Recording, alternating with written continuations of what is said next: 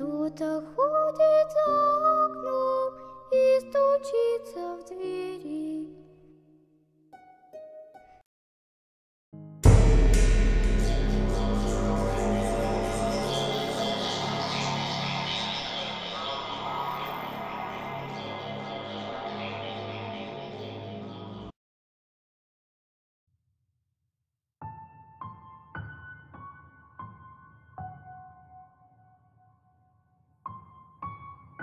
Olá, me chamo Maurício. Sou de Belo Horizonte e os eventos a seguir ocorreram em Alfenas, Minas Gerais, cidade localizada no sul de Minas, e fica a 5 horas de carro da capital mineira. Esse acontecimento ocorreu no ano de 1992.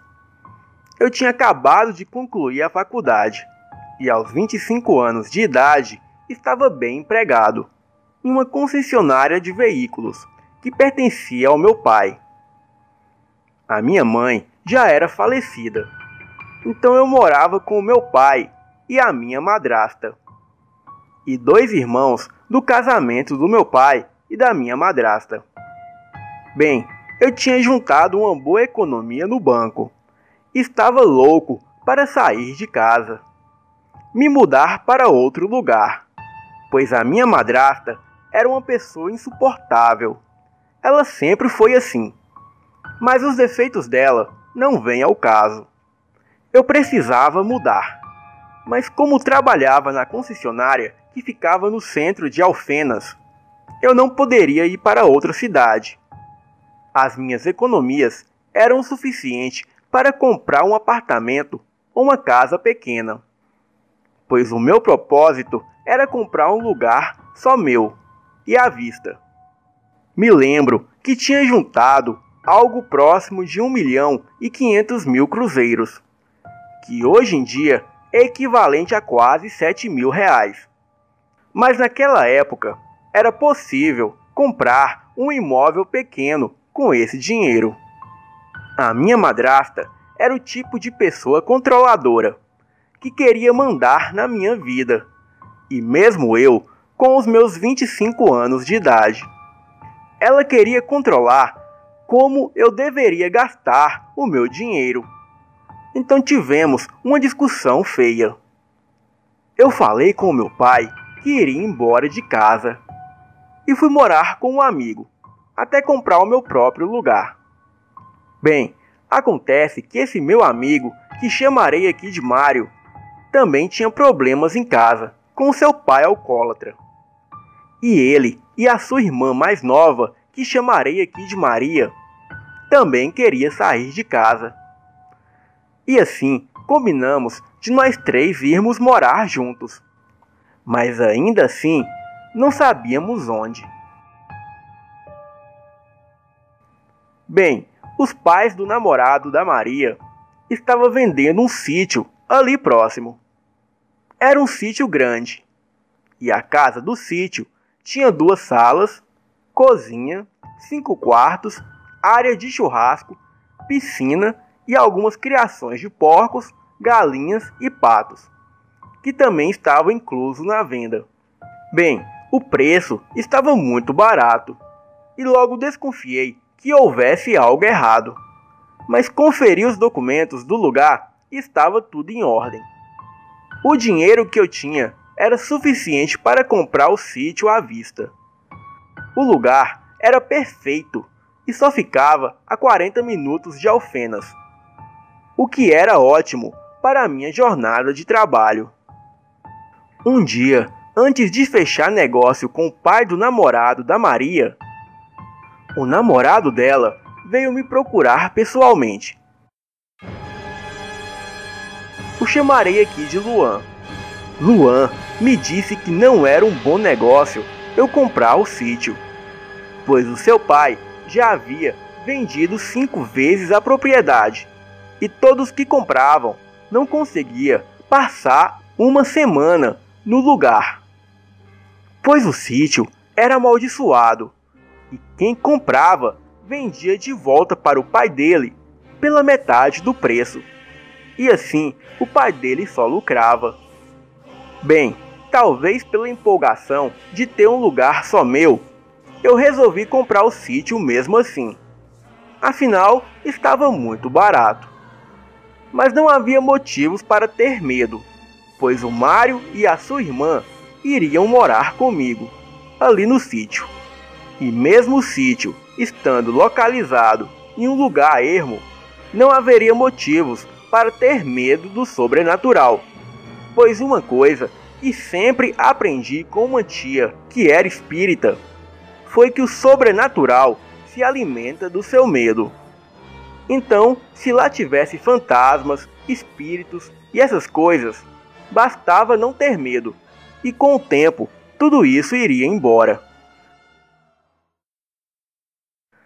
Bem, finalizei a compra do sítio e me mudei definitivamente em 7 dias depois. O Mário, o Luan e a Maria já haviam limpado todo o local. E em seguida eu instalei os meus móveis, como geladeira, cama, televisão, guarda-roupas, etc. No primeiro dia, eu cheguei na minha nova casa por volta de 9 da noite. Cheguei bastante cansado do trabalho. A Maria estava com o Luan no quarto. E o Mário estava vendo TV na sala. Bem, eu peguei o meu rádio toca-fita a pilhas e o levei para o banheiro. Estava escutando os meus rocks preferidos.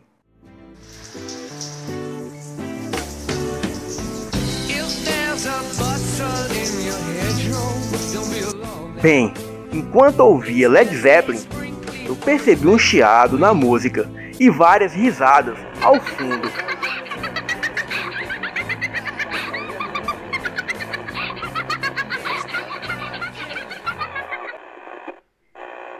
E em seguida, o rádio desligou. E nessa hora, acabei me cortando com o barbeador. Até aí tudo bem. Terminei o meu banho e olhei o rádio. E aparentemente as pilhas haviam se acabado. Acabei deixando isso de lado e abri o armarinho do banheiro para guardar o meu barbeador. E o que eu vi quase me fez infartar. Havia uma cabeça dentro do armarinho do banheiro. Era uma cabeça masculina, com algodões na boca e nos ouvidos. Eu saí correndo do banheiro gritando. Todos os meus amigos foram até o banheiro e olharam dentro do armarinho, mas não havia mais nada lá. Bem, eu fiquei com aquilo na cabeça e fui dormir. No dia seguinte, Mário me chamou para conversar. Ele me disse que acreditava em mim, pois naquela mesma noite que ele estava vendo TV na sala, ele cochilou. E aí, ele viu um ser vermelho de chifres saindo de dentro da TV e vindo até ele. Ele estava deitado no sofá e não conseguia se mexer, apenas piscar os olhos. O ser se aproximava cada vez mais. Ele não conseguia gritar. E foi aí que ele começou a orar em pensamento.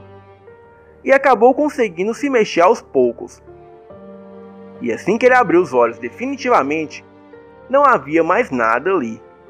Bem, os dias se passaram. E certa noite, o Luan veio trazer a Maria até a entrada do sítio. Ele não ficava naquele sítio à noite. Então, ele deu partida no carro e foi embora para casa. A Maria, quando abriu a porteira do sítio, ela presenciou uma sombra negra saindo de trás das bananeiras, que ficava ali, no quintal. Ela conta que aquela sombra tinha no mínimo uns 2 metros de altura. E aquilo parecia uma criatura peluda dos olhos vermelhos. A coisa era mais negra que a própria escuridão.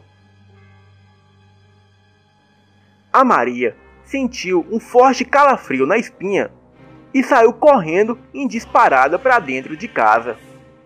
Nessa hora, eu e o Mário estávamos conversando na cozinha.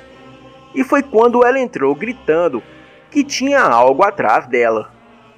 E só foi o tempo dela falar isso que todos nós escutamos um uivo estrondoso vindo de fora da casa. Trancamos todas as portas e janelas, mas aquela coisa começou a correr em volta da casa. E depois de um tempo, aquilo começou a correr por cima do telhado. E enquanto corria, aquela criatura urrava e grunhia. Era um som bem esquisito, parecia urros misturado com grunhidos de porco. E aquela coisa ficou uns 20 minutos correndo por cima do telhado. Mas o sobrenatural não termina por aí não. Toda madrugada, às 3 da manhã, vinha alguém bater na porta. E quando olhávamos pelas frestas da porta de madeira, não havia ninguém. Por vezes, vimos uma velha em cima do telhado da casa, dançando. A velha parecia essas bruxas de filme. Tinha um nariz enrugado e um longo vestido preto. Na segunda vez que essa coisa apareceu em nosso telhado, o Mário pegou a sua arma e atirou naquilo. E neste momento, a velha pulou do telhado ao chão e saiu correndo para o mato e dando uma gargalhada macabra. Por várias noites, também escutamos um assobio muito alto, vindo do mato, e muitas vezes uma voz chamando o nome de alguns de nós. A situação estava fora do controle. Os meus amigos queriam ir embora daquele lugar, mas não queriam me deixar sozinho ali. O Luan sempre ia visitar a Maria. Porém, ele sempre ia embora antes do pôr do sol, pois as coisas paranormais só ocorriam à noite. Certo dia, a Maria chamou uma mãe de santo até a propriedade. E essa mãe de santo revelou tudo o que estava ocorrendo ali. Ela realizou uma sessão espírita. E então, o espírito que incorporou nela disse que há muito tempo nesse sítio morava uma mulher que mexia com magia negra. E para ela conseguir poderes, ela teve que sacrificar o seu próprio marido. Porém, ela precisava derramar mais sangue em nome das entidades malignas que ela servia. Então, ela amaldiçoou seu próprio filho. E o mesmo se transformava em uma criatura demoníaca e saía vagando à noite em busca de sangue de qualquer um que cruzasse o seu caminho. E devido às mortes de algumas pessoas ali da região, os moradores passaram a desconfiar da família desse sítio. E assim, todos se mudaram para longe.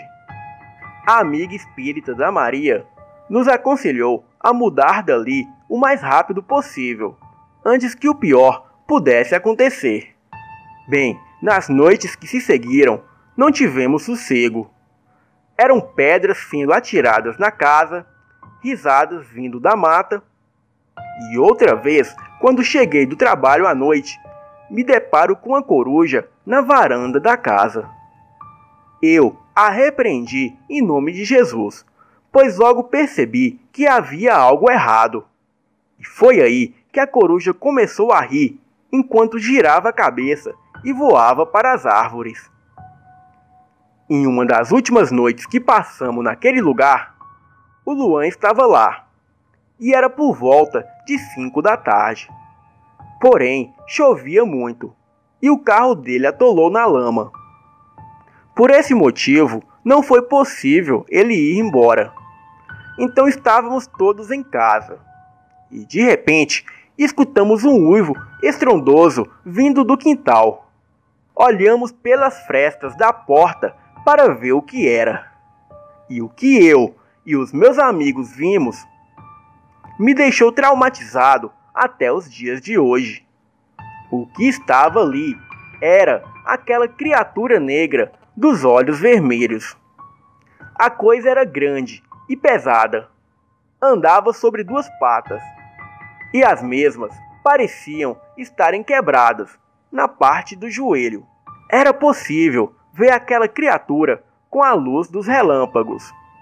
A cada relâmpago no céu, era possível ver aquela criatura dando fortes socos no carro do Luan, quebrando os vidros e amassando a lataria.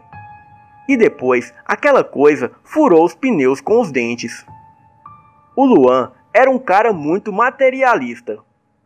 Quando ele viu essa cena, ele pegou a lanterna e a arma do Mário. Ele saiu lá fora na chuva, atirando contra a criatura. O Luan disparou 6 vezes e acertou alguns tiros, e a criatura correu para o mato.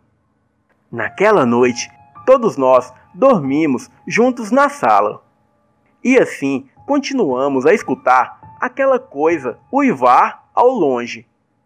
E no outro dia cedo, fui até a cidade e contei toda a história para o meu pai. Ele não acreditou muito, mesmo eu tendo os meus amigos de testemunhas. Mas mesmo assim, o meu pai me fez uma proposta. Ele compraria o meu sítio e com o dinheiro eu comprava um apartamento na cidade. E assim eu fiz. Comprei um apartamento de 3 quartos, onde continuou morando eu, o Mário e a Maria. O meu pai vendeu o sítio pouco tempo depois. E a casa do sítio hoje em dia já foi demolida. A Maria se casou com o Luan e se mudaram. O Mário, depois de um tempo, foi viver em São Paulo. E nunca mais tive notícia deles. E também nunca mais tive notícia de algo sobrenatural que veio a acontecer naquelas redondezas. Eu só sei que nunca mais quero ir naquele lugar à noite, pois até hoje eu tenho pesadelos com tudo aquilo que aconteceu naquele ano. Boa noite.